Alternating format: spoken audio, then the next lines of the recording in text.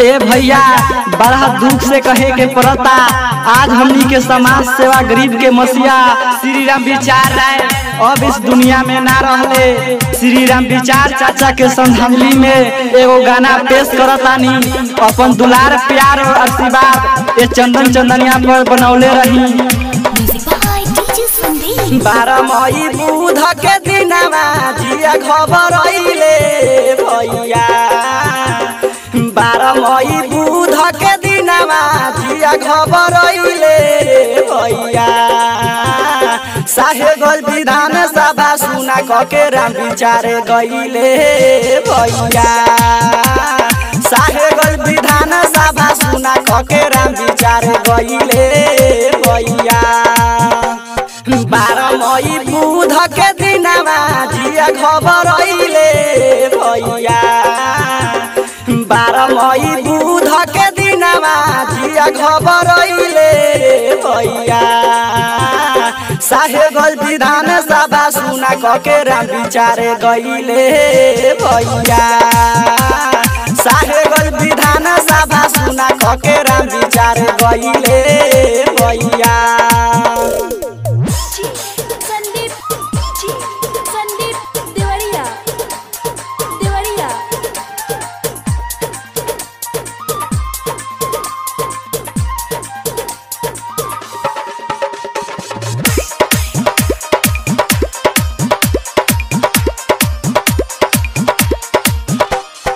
RJD के रहले नेता महान हो, नेता महान हो, नेता महान हो। 4 बजे दिन में निकलल पारान हो, निकलल पारान हो, निकलल पारान। सुनिए के न्यूज जगे में दिल खबर आइले भैया।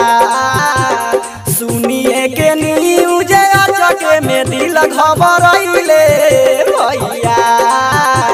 साहेबगंज विधान सभा सुना के राम विचार गइले भैया।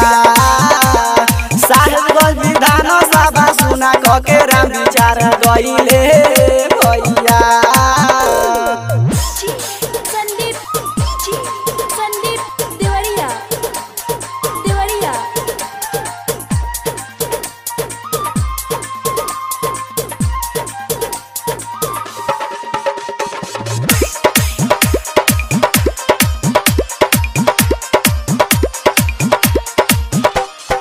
आई हो कैसन आइल महामारी, आइल महामारी हो, आइल महामारी।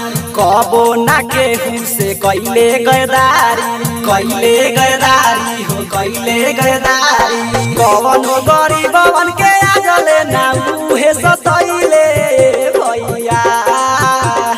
कवन गरीबवन के आजले ना कबो सतैले भैया। साहेबगंज विधान सभा सुना के राम विचार गइले भैया। साहेबगंज विधान सभा सुना के राम विचार गइले भैया।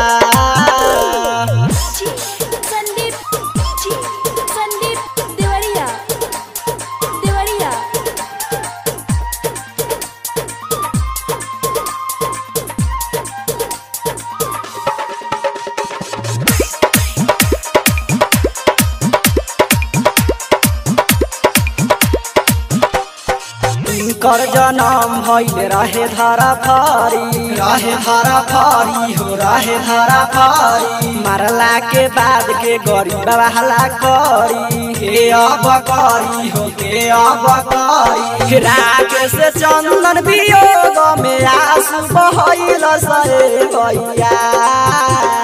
कुंदन चंदन वियोग में आंसू बहैले भैया। साहेबगंज विधान सभा सुना के राम विचार गइले भैया। साहेबगंज विधान सभा सुना के राम विचार गइले।